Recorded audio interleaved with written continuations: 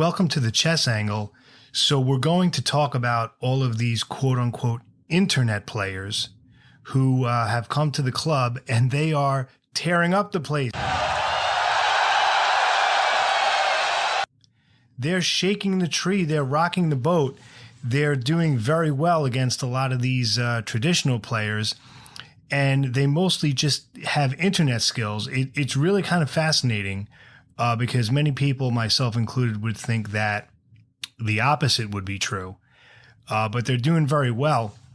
And let's talk about this a little bit. We're going through a little bit of a chess boom right now.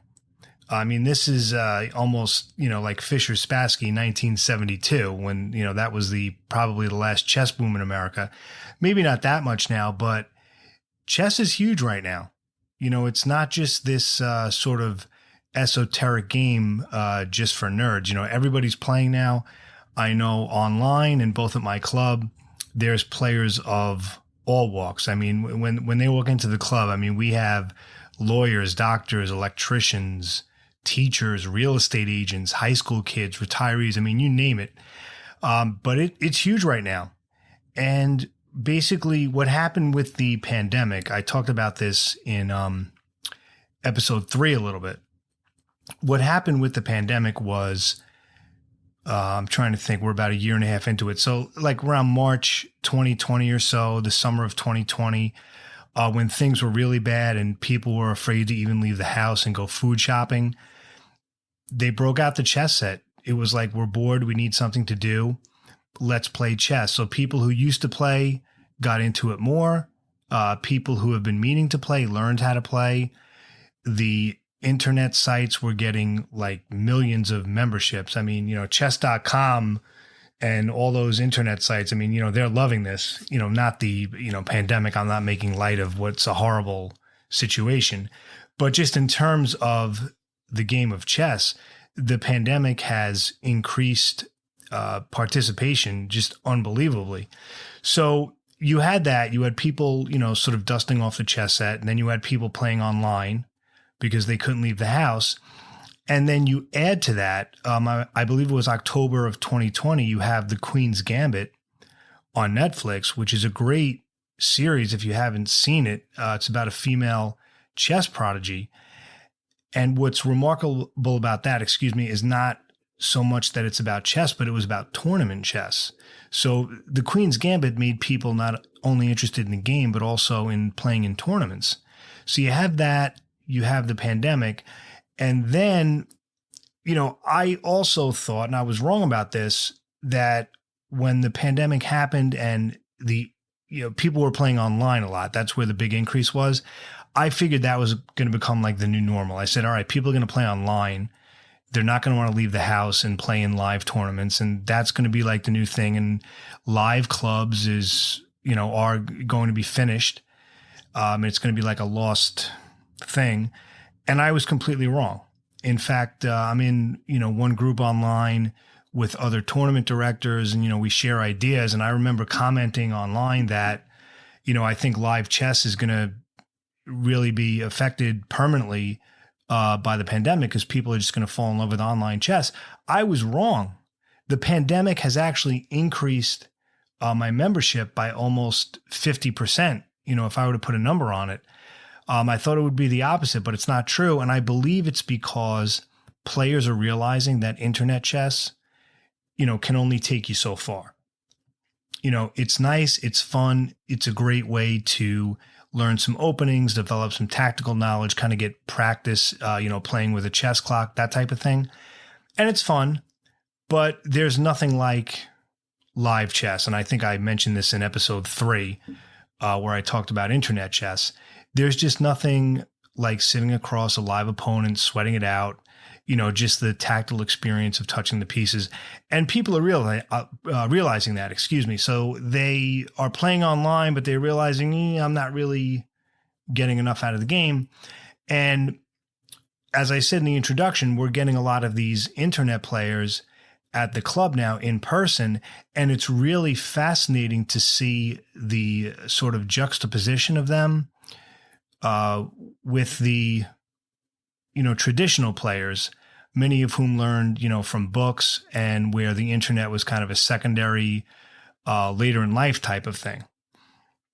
So let's talk about some stereotypes of internet players, or really myths, because I'm finding that, at least for the players I'm seeing at the club, these aren't true. So the first myth is that, well, they play very quickly, right? All these internet guys, right? They're just playing speed chess the whole time. They're playing 5-minute games. They're playing 3-minute games. They play too fast.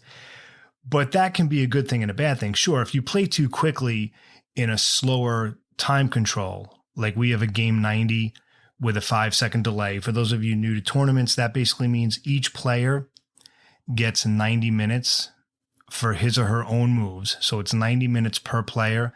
And then you get a 5-second delay. So there's a 5-second pause before your time starts. And so, conceivably the game could go about 3 hours, maybe a little more. Most of them end, quicker than that. But when you're playing mostly 5-minute games, that's a lot of time.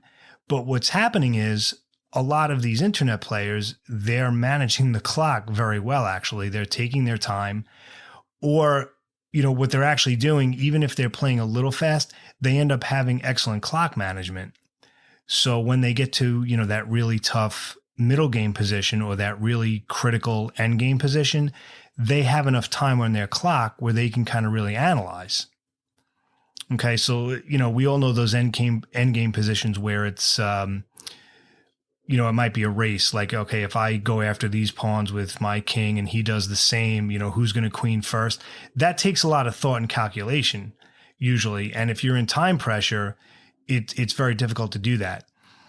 So that's the good thing about playing quickly. The other thing is, when you're playing quickly in a slow time control, in other words, if it's like a game 90, but you're playing as if it were a game in 5, like a 5-minute blitz game, it can be very unsettling for the other person, because here you have your opponent who's playing very quickly yet accurately, and you're taking your time, and it can get really frustrating because they gain a huge advantage on the clock, number one.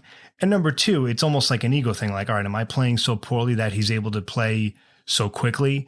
But I'm seeing that, with these internet guys, is that they're playing very fast, but in an accurate manner, quickly, but accurately. So it's interesting. So the idea that they play too quickly, I'm not always seeing that as a problem. The other sort of myth or stereotype about internet players is that they're all about tactics. Every move is, how can I checkmate my opponent? They're not thinking positionally about square control or file control, or, making, their bishop better than your bishop, that type of thing. Whose minor pieces are better? Can I get an initiative? It's all about tactics. But at the amateur and club level, that can often be very effective. Okay. Especially if you're playing a lower rated player. But even with that tactical prowess that they get, I'm noticing also that they actually do have a good amount of positional knowledge as well. They can play patiently. They can see your threats. So they're not suffering in that regard. It's kind of interesting to watch. And the next stereotype is that, well, these internet guys, they all play these unorthodox openings and gambits, and it's like this wild play. Yes and no. Now, the ones who do play those sort of untraditional openings, they know how to handle themselves pretty well. And if you're playing against someone who's sort of booked up, as they say, who, is well read in the traditional openings, that can be very frustrating. But what I'm noticing also, a lot of these internet guys and gals, they also can play the traditional openings as well, like the Roy Lopez or the French Defense, Sicilian. They can handle that as well. So, very fascinating to see. And the last sort of stereotype, or really I think it's a myth about internet players, is that, well, they're not that good, right? Those internet guys are not that good. Most internet players, I believe, are rated like below 1,300 or something like that. But again, you can't compare an online chess rating to a live over the board rating. They're not really comparable, in my opinion, and that's a whole separate discussion. But anyway, they're coming to the club, and people will see them listed as unrated because when you first join the U.S. Chess Federation, which you have to do to play in rated tournaments, you're listed as unrated, but people have to remember unrated doesn't mean beginner. It just means you don't have a rating with the U.S. Chess Federation yet. So a lot of these players are coming in listed as unrated, but they're actually very strong because they've been playing online or they've been studying or both.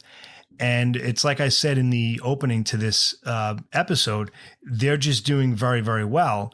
And I think what's happening is players are seeing, that label unrated and they think they're somehow not that good. But they're doing well against a lot of our like 1700, 1800 players. We had one internet guy listed as unrated. He almost beat a 2100 player. Okay. Another guy the other night beat, I think, a 17 or an 1800. So it's really kind of wild, watching them come in, and it's kind of cool. And I'm glad to see, the most important thing I could probably say in this podcast, in this episode, is that they're playing live chess. They want to play live. They don't just want to stay at home and sit in front of the computer. So it's great that they're coming out and, they're in the chess community. But very, very interesting stuff to watch. And the last point I want to make about the internet players is really about chess skill. I talked about that a little bit, but you have internet training and then you have book training.